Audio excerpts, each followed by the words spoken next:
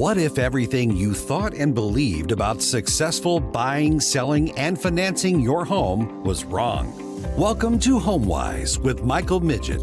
This is where you can count on straightforward, objective advice on the right way to make the most out of every dollar you put into your home. Whether it's buying, selling, or financing, even maintaining and growing its value along the way. Coming to you from the NewsTalkSTL studios at Union Station in St. Louis. Welcome to HomeWise. I'm Sal Ponticus with the creator and host of HomeWise, Michael Midget. And if this is your first time joining us, welcome aboard. We're glad you're here. Michael, good to see you, buddy. How are you? Hey, I'm good, Stel. How are you? Doing fine, thank you. I'm sure you've got plenty of stuff ready to go here for the show today, so let's dive in. Yep. So you know what's coming up, right? I don't. A couple days from now? Oh, a couple days from now. Yeah, Independence Day. That's right. Is Independence Day. That puts us halfway through this year already. Oh, my goodness. Halfway. Oh, my.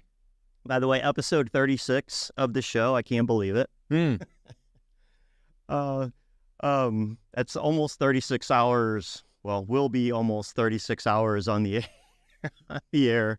Congratulations on that. Well, thank you. Great. Thank you. It's been a road. It has been an experience. A long and winding road, yes.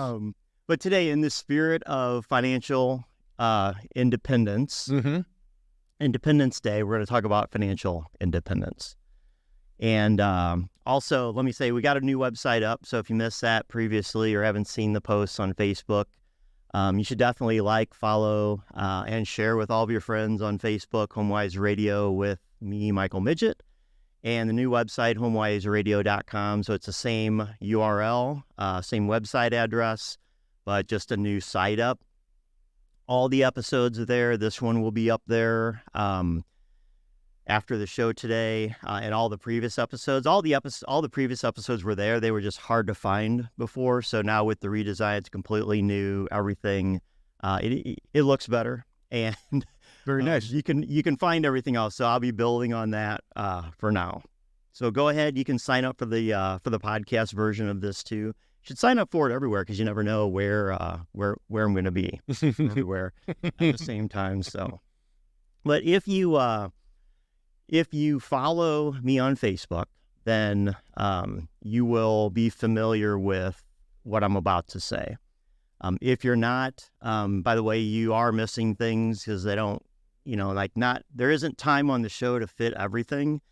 And I can't. And if you do follow on Facebook, but not listen to the show, which you wouldn't be hearing this anyway, but in case you do, in case this clip makes it to somewhere besides the radio, you're missing stuff also, right? So you can kind of pick up on it all if you just kind of tune in and participate.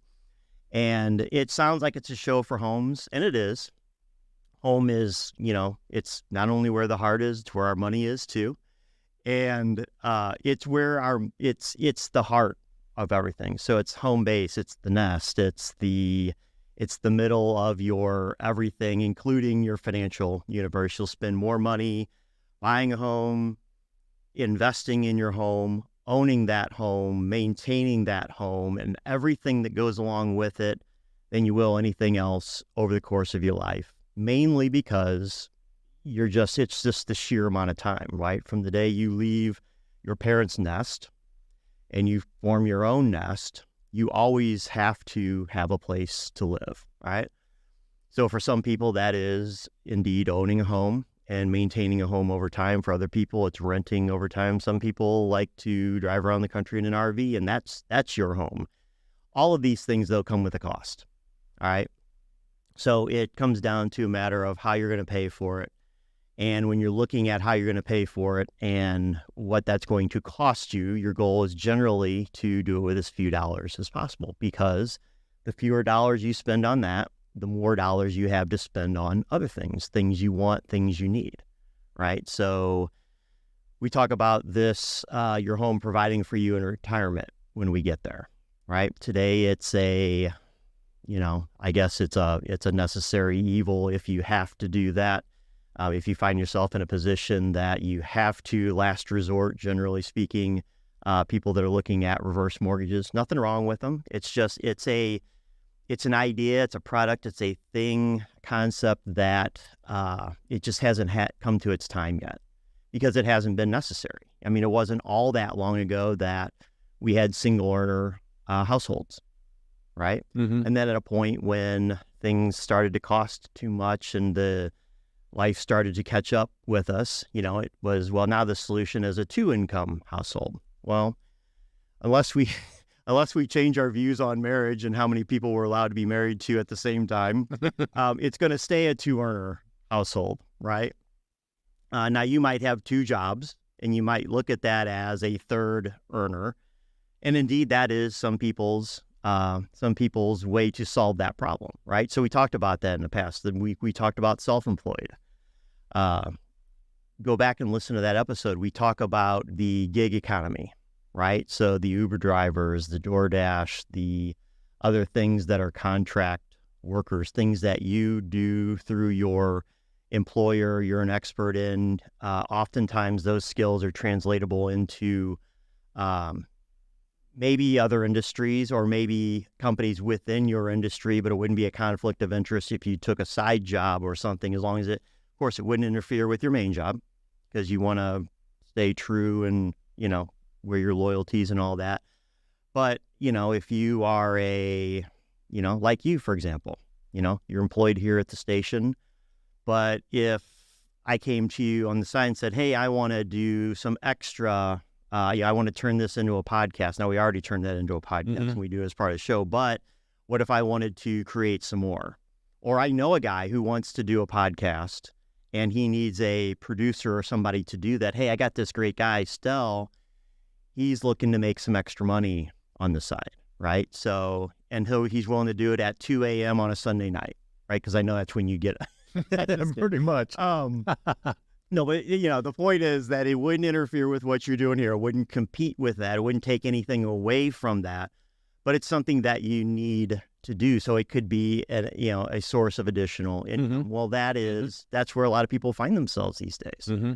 And you generally, though, I find that people don't show up to solve their problem early. And what I mean by that is by the time they start asking for help, right? So particularly, it shows up in debt, right? So we've been talking a little bit about debt elimination and just debt in general. By the way, that's what buying a house encompasses, is taking on new debt. Usually, if you're moving up, you're taking out a bigger mortgage with a bigger payment, or maybe you're moving from rent to mortgage, and that rental payment was less, or your new mortgage payment is more than what you were renting. Okay, not because it doesn't make financial sense or it costs more to own on a net basis when you look at what you're getting in terms of investment value, but just generally speaking, if you are renting, you might be renting a 1-bedroom apartment, but you're buying a 3-bedroom home. You're renting a 1-bedroom apartment that's 500 or 600 or 700 square feet. You're buying a 3-bedroom home that might be 1,500 or 2,000 square feet. So you're getting 3, 4, 5 times the space, extra utility, privacy, your own garage, and things that it's not a true apples to apples comparison with rent. So of course you're going to pay more, but in terms of what you're getting for that, now that you're an owner, you own the appreciation that goes along with that as well, not just the liability. So as you're making that new rent payment, and by the way, you could also look at it in terms of if I'm going to buy, own the house and then rent from myself. Yeah, I mean, if you need a way to frame that up, frame that up in your mind, I'm going to go. I just started working through that this past week, and it's got some interesting caveats. So we're gonna, at some point we're gonna visit that. But really, looking at that home as an investment. But in this case, we are talking about debt and debt elimination. So that picture, the one with the piggy bank that was sweating, and when I saw that, this picture scene came into my mind of this pig, and it's a hot day, because it's July, and almost July, and it's walking around, it's hot, and it's just like, just slugging, and like, I must just rough, having a rough time struggling. It must be because it's hot. Maybe I need to rest or whatever. Meanwhile, this whole time, there's a rock on his head, right? And so he doesn't really realize it, though. But Rock's been there so long, he's used to it, right? He's just used to that. But this particular day, it's extra hot, and so he's extra tired, and so he's extra upset, and he's extra struggling about it. Meanwhile, he's forgotten about or isn't aware of the rock on his head. And so when we're talking about buying a home and affordability and things like that, oftentimes it's not just that it's an affordability, like I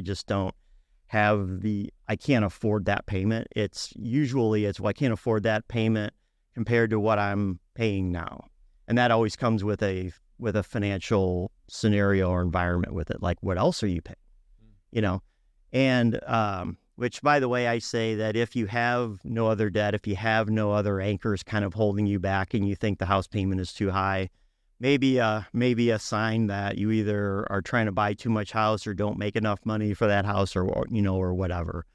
So there might be something else to look at there. But more often than not, that stems from, hey, I just don't think we can swing the extra $500, right? So in that previous example I had shared, where same house today was $400,000, borrowing around $300,000, and it was going to be like a $2,000 payment, like hypothetical situation. He had tried to buy that house a year and a half to 2 years ago. That payment would have only been $1,500, right? So a $500 difference. That's enough to create unaffordability in the mind of most prudent in the finances of most prudent people, right? Making a prudent decision about that. Even if I had the extra $500 laying around, which nobody has extra money, there's no such thing as extra money. Extra money gets spent, it dissolves, it evaporates. It's one of the tenets of when you're in the industry, that part of the industry, that segment that I've talked about, debt management and elimination and all that. That's one of the things we say, that we talk about, is money. If it does not have a purpose, if it's not earmarked for something, it's going to disappear. It just evaporates, right? So nobody has that extra $500 laying around.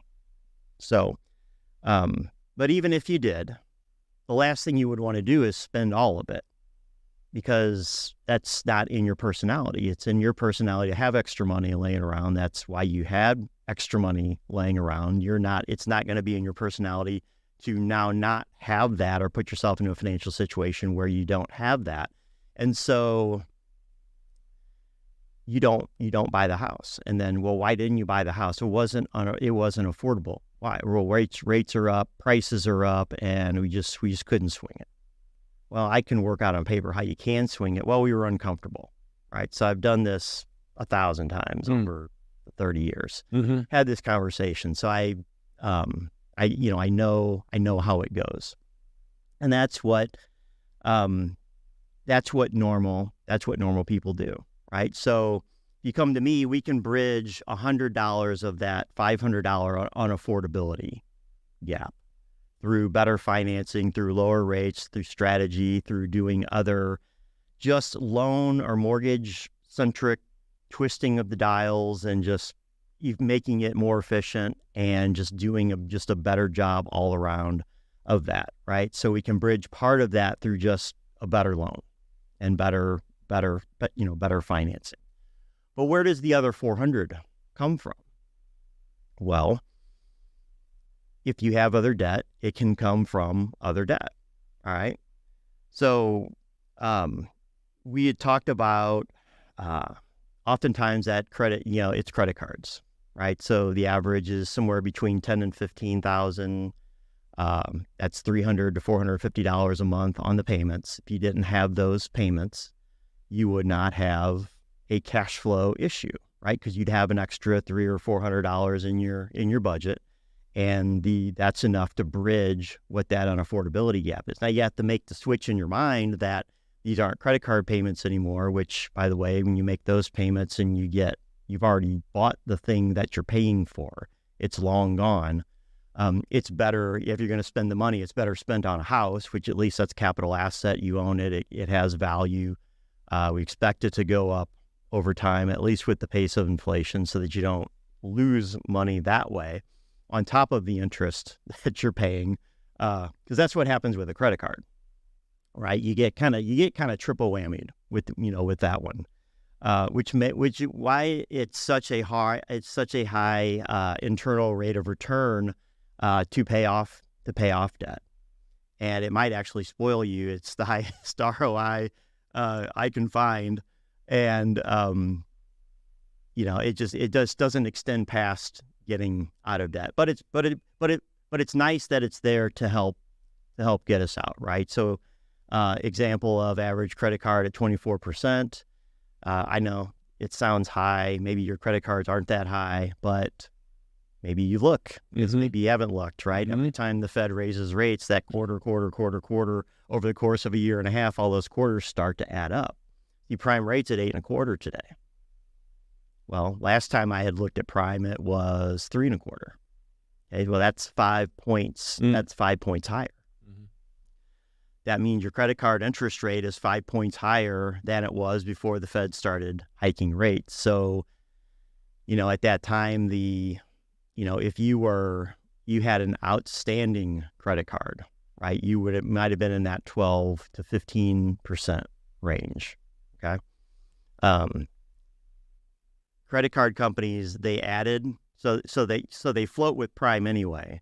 But then what they had to do was, when prime had gotten so low, and this, you may or may not be aware, this depends on how long it's been since you looked, but a lot of credit card companies did an artificial, hey, because the rates were so low, we have to raise that base rate, right? So maybe the base rate used to be 8%. If you're 800 credit score, I've had this credit card for 30 years, and they want to keep my business, they'll give me an 8%, an 8% rate on it. Well, an 8% base, and then whatever the add-on is.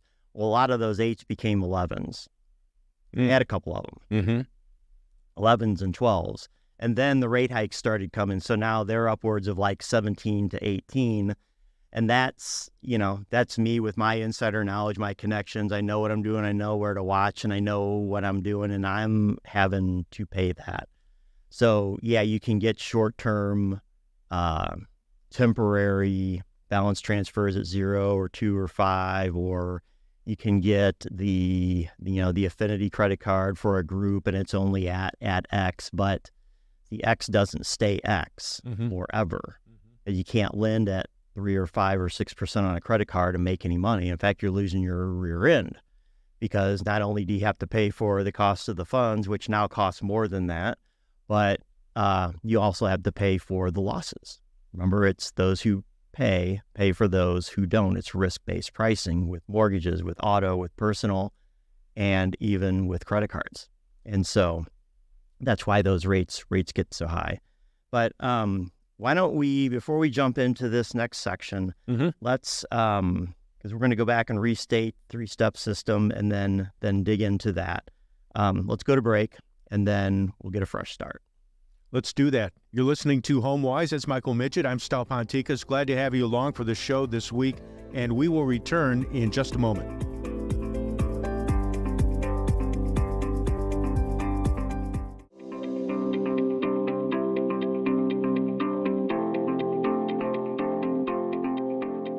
Welcome back to HomeWise. I'm Stal Ponticus with the creator and host of HomeWise, Michael Midget.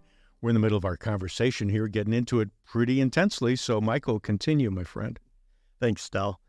If you're just joining us, we are talking about Financial Independence Day, okay? Independence from what? Independence from debt, independence from feeling shackled to that debt, shackled to your house, issues with affordability, and, I can't afford the house that I could have afforded a couple years ago.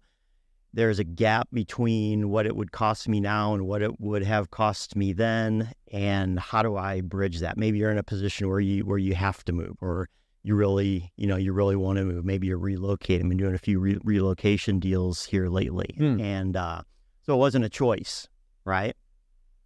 Well, gosh, Mike, I know. I mean, it's, the job is going to overtake any of that, loss that we take on, having to move because you're moving, we have a 2% mortgage on the house back wherever. And now we're going to have what you're telling us, like six something. Mm-hmm. I said, well, at least it's not 7 something, because it's what most people are paying these days.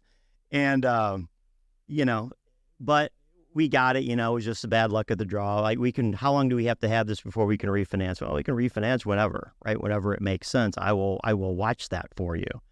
But, that's what people are, are looking at. And so when you come in, I start looking at things and where are you financially? And so something that I'm starting to see again, because we were going from a period of low debt when the government was handing out money, people were taking that money and using it to pare down debt. I mean, after all, we thought the world was going to end with the pandemic, right? I mean, that was the message, right? Shelter in place, buckle up, call your family, like this could be the end. So, we're going to mail you money. That's how bad it is, so people took that and they paid off, savings shot through the roof, debt went down, credit card usage, credit balances owed on credit cards had never been lower in a very long time.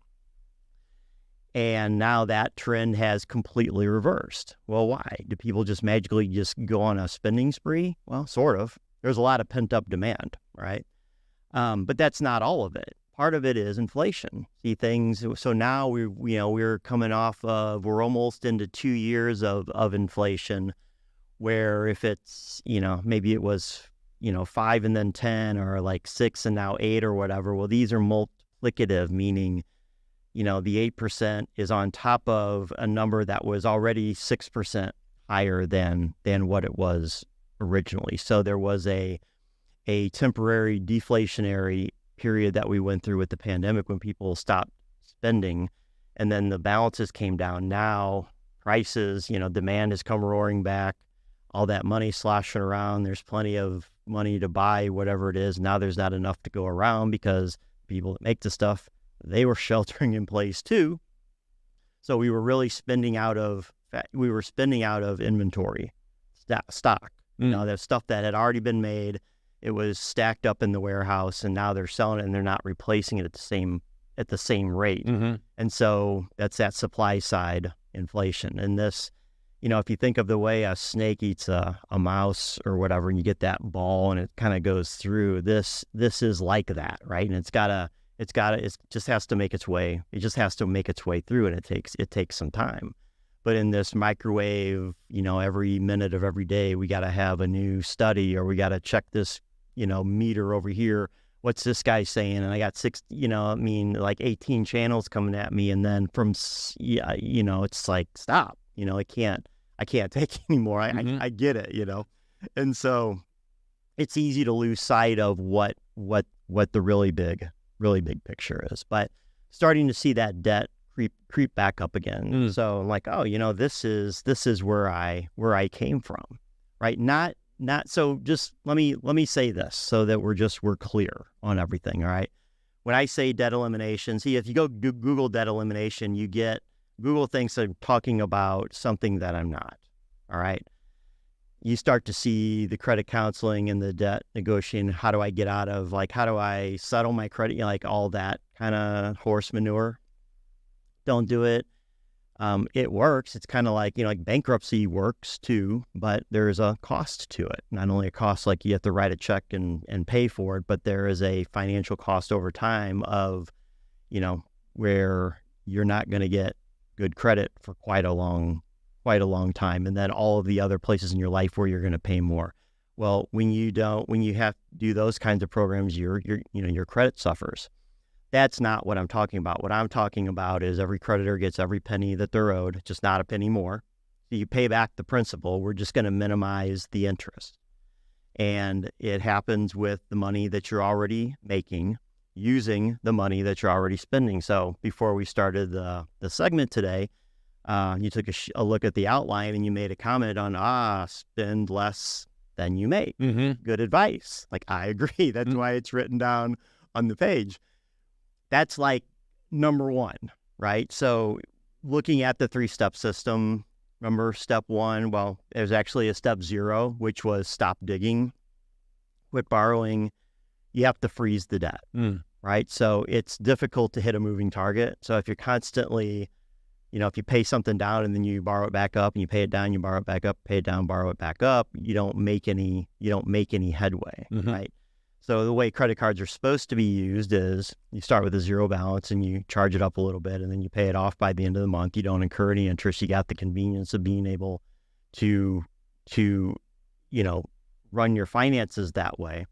And it also makes for some nice tracking, so if you have like one credit card for household expenses, one credit card for the business expenses, a different credit card for the whatever else like major category you might want to track, it's a real easy to, hey, every month when the statement comes, I can see at a glance what we're spending, and you can get a bird's eye view without having to open spreadsheets and do dig in and that, which nobody does, even me, even the accountants in the room. We don't do that for our personal stuff every day. We need something that's simple like that. Right. So you gotta stop digging. Okay. But step 1 is to create the accelerator margin. Okay. So you spend less than you make.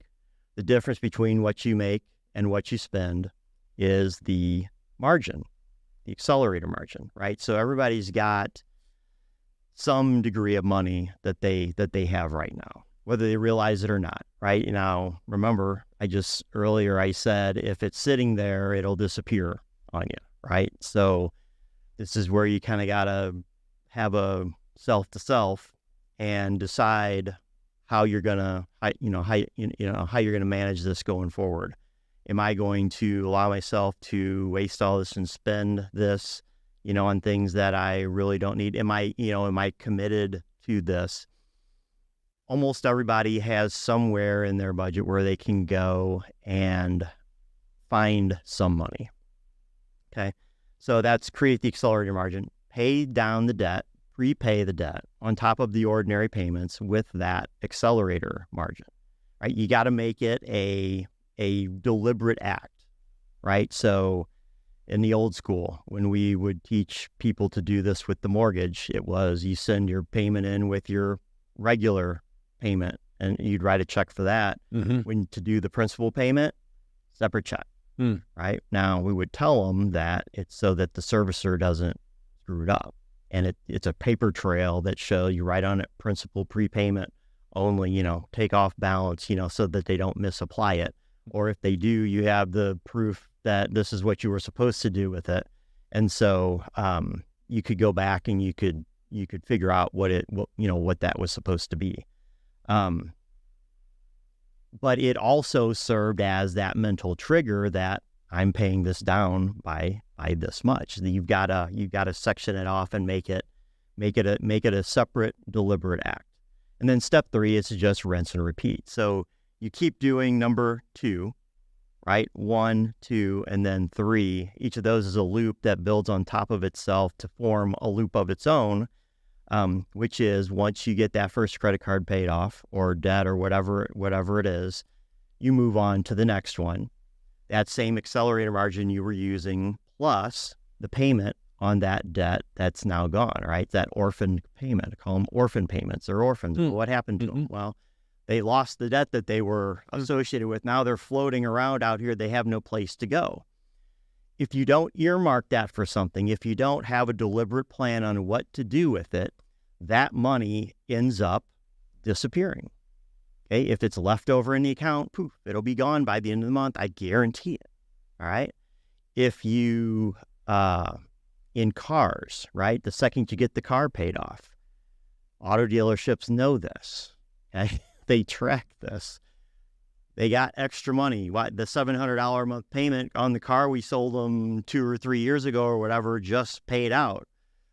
Do they still? Yeah, they still got the car on them. Go knock on his door or whatever it is that they do for that. It's time. Oh, car's old, got to get a new one, right? it can't have a car without the payment, right? Well, yeah, you can.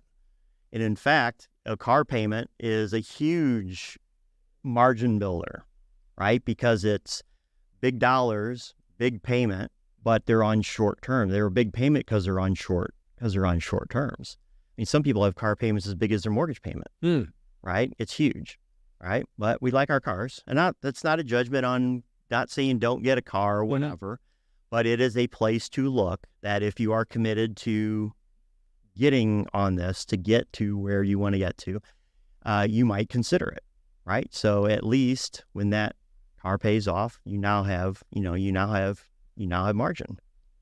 And so, but that's that process that you do over and over and over again, reallocating those payments, building that margin, and just continuing to hammer down on that next debt. And so the example we gave last week was with a $10,000 credit card. Is at 24%, it's a $300 a month payment.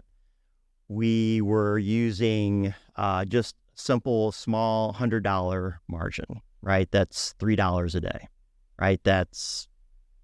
You spend that at Starbucks. You probably spend double that at Starbucks, maybe triple that at Starbucks now. I don't know. I'm not a Starbucks person. Nor am I. But books have been written based on that. The advice, literally, 150-page book. I can sum it down to you for one sentence. Buy your coffee somewhere else. Take the difference. Pay down your mortgage with it. You'll be a millionaire and you can spread that. You can fill that. You can figure that out on a spreadsheet, right? Fill this in, plug that number in, and you can figure it out. I mean, it's literally, it's called latte factor. It's David Bach. It's automatic millionaire. It's don't be, don't get, confused by its simplicity, right? Simple is better. Simple and easy is better. It's easier to do. Remember, consistency plays in there also. And so does making it automatic. But those are, that's the system. In that very simple example, that was with a single credit card, right? So we used $100. If we hadn't spent the $100, it would have taken almost 5 years. I think it's 4 years and 8 months to pay it off. But with that $100, we got it down to 3 years right now. Oh, Mike, that's 3 years, a long time. I thought you could get me out of debt tomorrow. Well, no, this isn't, hey, just watch my YouTube video and we'll see this thing you can show you this trick, this magic trick. I can make your debt poof go away, without hurting your credit, without spending, oh, no. See, don't get caught up in that, right? It's not work, but it does take attention. So if paying attention to something is work for you, maybe you're not cut out for this, and that's okay too. This isn't a judgment on anybody. This is simply, what can I expect, and what is it going to take in order to do it? When you see what the realm of possibility is, like, wow, I can put in such little effort to make such a simple change, and what that can represent on down the road is just, it's almost unfathomable. It seems like magic, but it's not magic. It's just math. So it's the way the math works out. It's why banks are the tallest building in town. It's why the financial institutions have all of your money. And it's, they understand those. It's called the time value of money, is basically what it boils down to. If you're an accountant, if you're a statistician, if you're in, financial type things, if you understand the time value of money, you understand money and that whole system that's built for that. The average everyday person doesn't understand it. Not your fault. They don't teach it in school. If they did teach it in school, they probably wouldn't do it justice anyway. And you're also going to struggle to learn it on YouTube, because I went and I've watched the videos and I just cringe in horror when I see like what they're saying, and like it's just flat out like it's wrong. It's wrong, but I can tell, like, oh, this guy copied from this guy, copied from this guy, copied from this guy, and guess what? What happens when you make a copy of a copy of a copy? It made even worse when the first guy in the string, the thread, didn't get it right either, right? So, it helps to, when I talk about these things, I'm talking from experience. I'm talking from something that I've done. I've worked with people. I've seen it happen.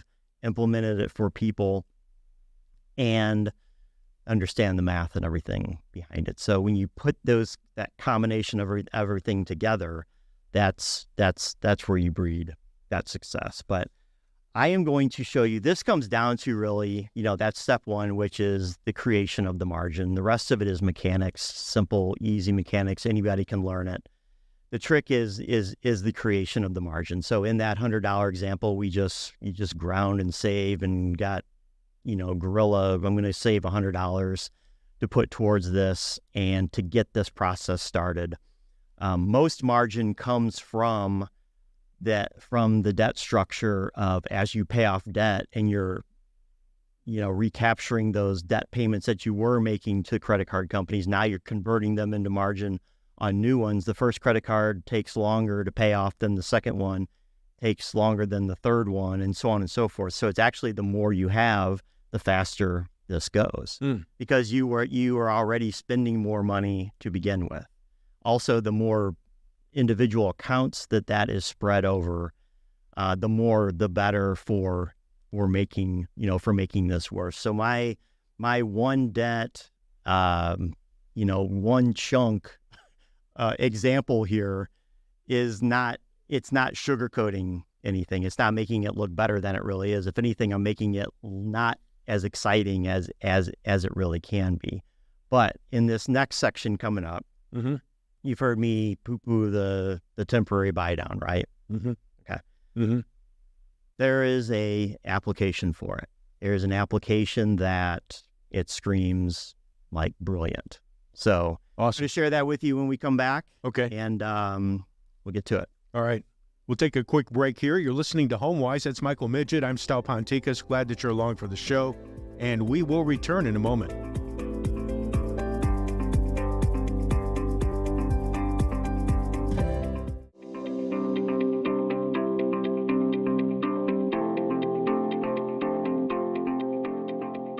Welcome back to HomeWise. I'm Stal Ponticus with the host and creator of the show, Michael Midget. And we will continue with our discussion here. Michael, jump back in, buddy. Thanks, Stal. So if you are just joining us, we are talking about debt, but not just house debt. Really, it's more about credit card debt, consumer debt, the other debt that's getting in the way of you taking on the house debt. See, because the house debt is, that by definition it's a debt, but you really can argue that it isn't debt because it has an asset attached to it. So if you were to sell the asset, that would pay off the debt. So it's really it's a way to buy something that doesn't require you to have or need all of the money up front. Therefore, you can buy something that you wouldn't be able to buy. Democratization of real estate for the middle class, where wealth comes from. Protect your house. Protect that right to own that house. Protect your right to own that house in an affordable fashion. That's what all the stink is about. The mortgage rates, we talked about that, I guess going on a month or so ago. That's getting argued and fought about on the side over here. We don't talk about it anymore because that's the world we live in now. It's 5 minutes old. It's old. Forget it. Rear view mirror. Look ahead. Anyway, see, this is a show of tangents, right? So me and Paul, we used to talk about that all the time, which in and of itself is a tangent. That's why that's funny. But we would, if we could get through if we could get through a show the whole way without going off on a tangent, something was wrong. But this is definitely a show of tangents. And this subject is so big. It's so, it touches almost everybody in every way. And then when you attach the house onto it also, it's like an octopus. It's going everywhere. So that's where the tangents come from. And it occurred to me in this last break that I'm going to need to do a show just on margin building on itself, right, all by itself.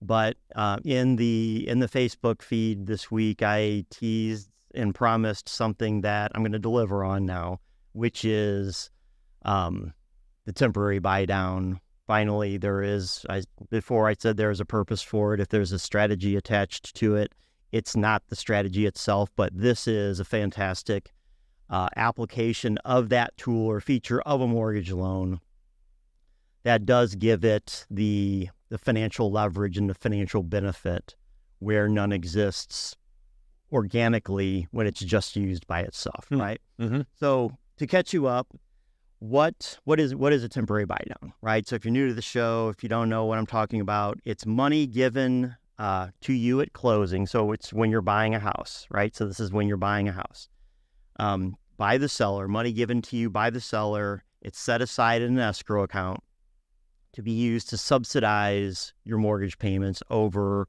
a 1, 2, or 3 year period, depending on what type of buy down that you get and how much money you have to set aside.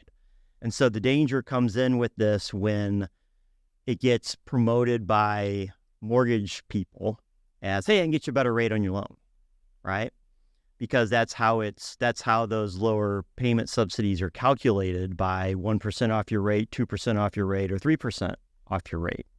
But it's really not a lower rate on the loan. It's simply used to calculate the subsidy so that, if it's a 1 year and it's going to be divided up into 12 pieces, after those 12 pieces are spent, at the end of in that 13th month, the loan reverts to what the signed for payment or the payment on the note would be. If it's 2 years, it's 24 equal parts. If it's 3 years, it's 36 equal parts with step-ups in between, right? So you don't have the payment shock of the old adjustable rate mortgages, but in the short term, at least, it sort of operates like an adjustable rate mortgage because it has those increases that are gonna happen over time.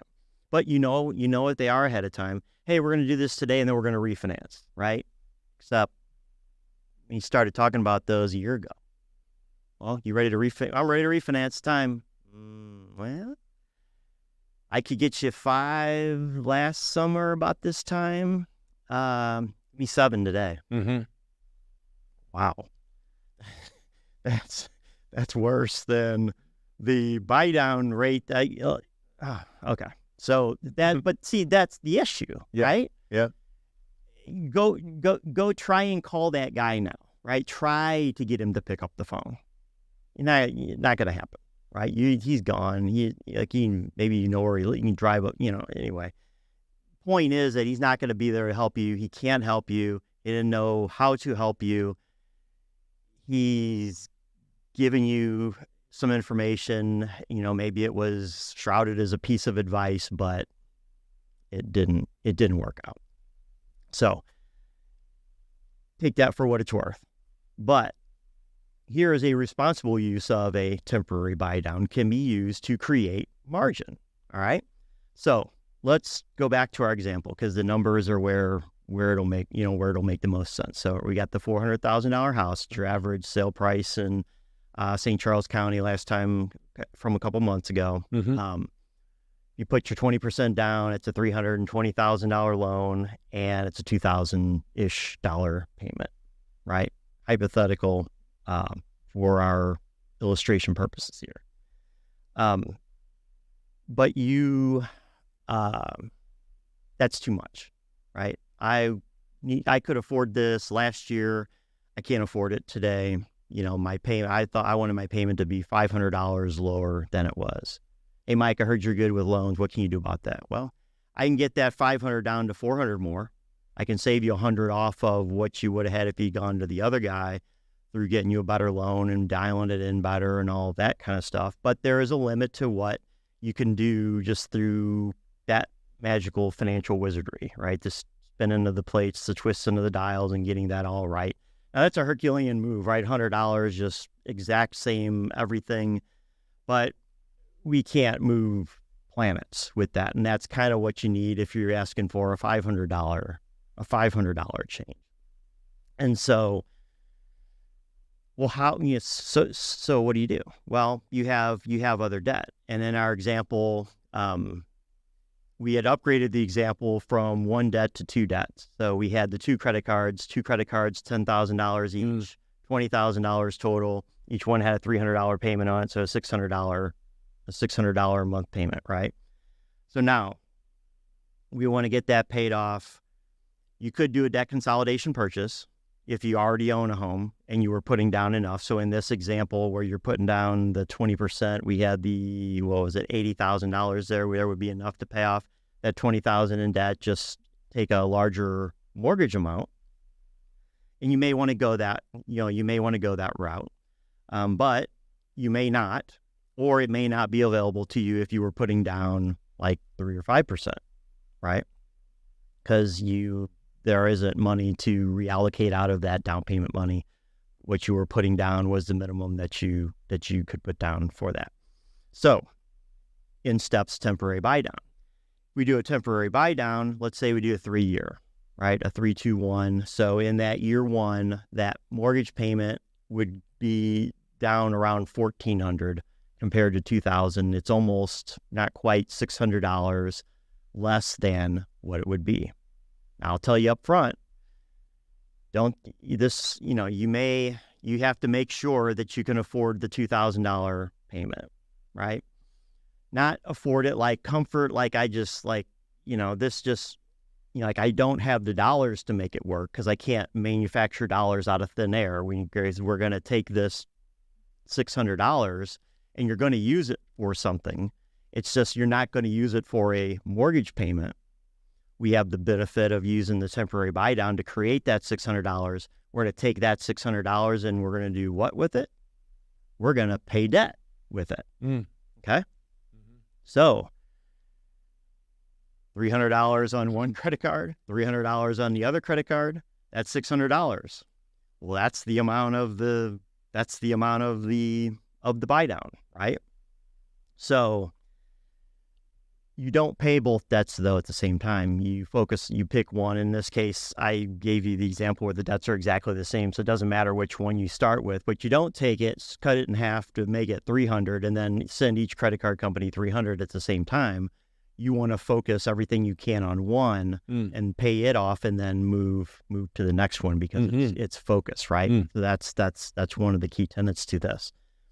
When you take that $600 and you add it to one of those payments, it takes that 4-year and 8-month payment down to 1 year. 1 year. Okay. Here's the significance of that. Within that first year, so after year one of the temporary buy down, you're going to have the step up in the mortgage payment, right? It's going to step up, let's say $185. Okay. So, but what just happened? We just paid off a credit card with a $300 a month payment. Well, that's a net positive, right? When the credit card pays off, that fact that we don't have to make that $300 payment anymore, that's not temporary. That's permanent. Okay? Wow, permanent. I heard that. Oh, permanent buy down. That's why you like okay, I get it. I'm starting to get it now. Mm-hmm. I took something that was temporary. I took a temporary benefit, right? And I used it I converted it. I used it to create, I invested it, if you will, into something to make it permanent. Now, the mortgage payment isn't going to stay low like that. I can't permanently reduce the mortgage payment, but I can permanently reduce the other payments around it. In this case, we eliminated, in that 1 year, we eliminated one credit card, $300 off. In year 2 of the 3-year buy down, your mortgage payment is going to be $400 lower, right? So it was almost $600, now it's $400. Guess what? The next year it's going to be $200 less. All right, and then $0 less, right? See, so you get the 0, 2, 4. Okay,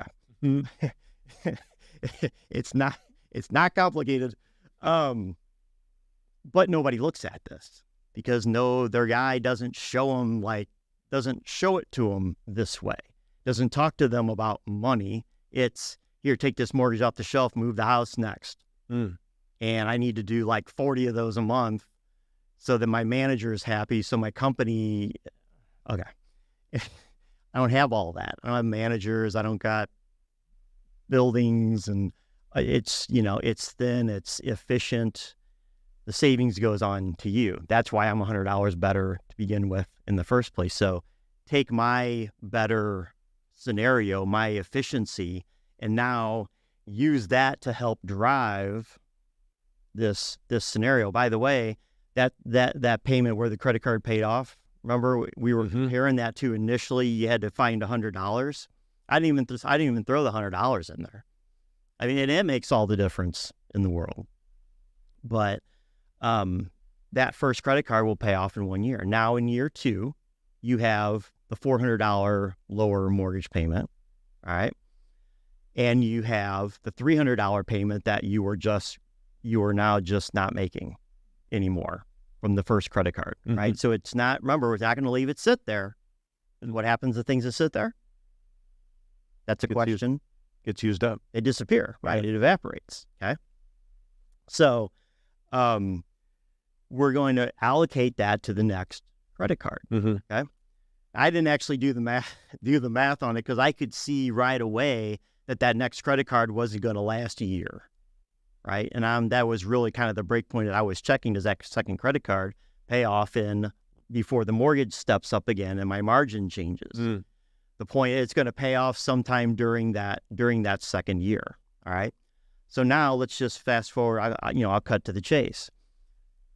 When the temporary buy down expires, it started at $600 and then it less, and then it went to $400 less. In year 3, it's going to be $200 less. And then in year 4, you start making your regular, in this case, $2,000 mortgage payment. So it went 14, 16, 18, 2,000. During year 1, we took away one credit card. All right. So it went up 200, but the payments went down 300. So we were still in that positive. What does that mean? Our margin grew. All right. Because now we're still making the payment on that second credit card during year 2 while we're paying it down. We're focusing on that. You're paying $1,000 a month on that one credit card because it was $300 for the first card. It's not there anymore. Pure margin. $300 for the mortgage for the credit card payment on the second credit card, and then the temporary buy down created margin, temporary for 1 year, $400. 3, and 4, that's 10. That's $1,000. That's $1,000. That second credit card is gonna disappear within that second year.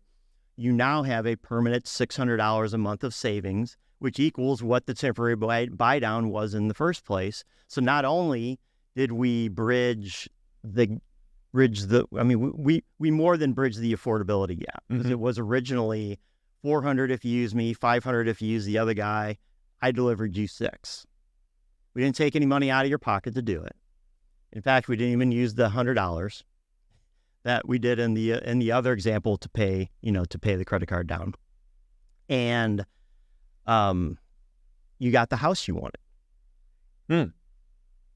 Now here it is, right?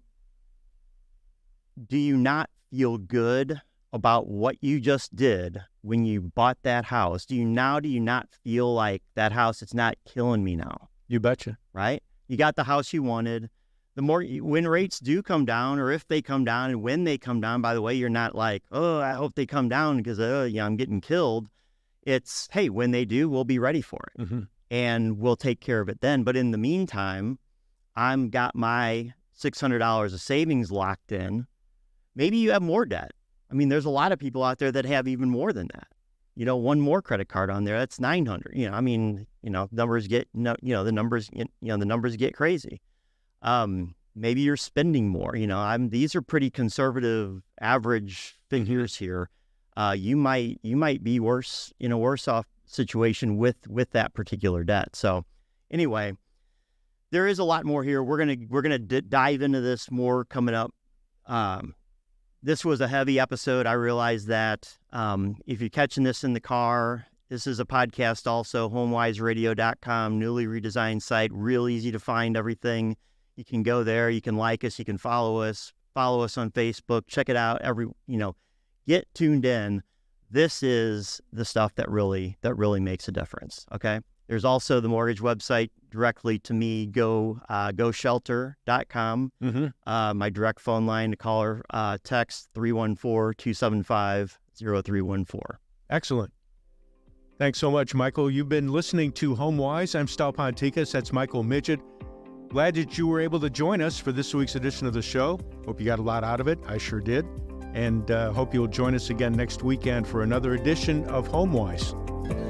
Loans and loan information provided by Shelter Mortgage, Inc. Visit us at GoShelter.com and MLS number 192609. A Missouri residential mortgage licensee and equal housing lender. Call 888-497-2558 for additional cost information. Other restrictions may apply.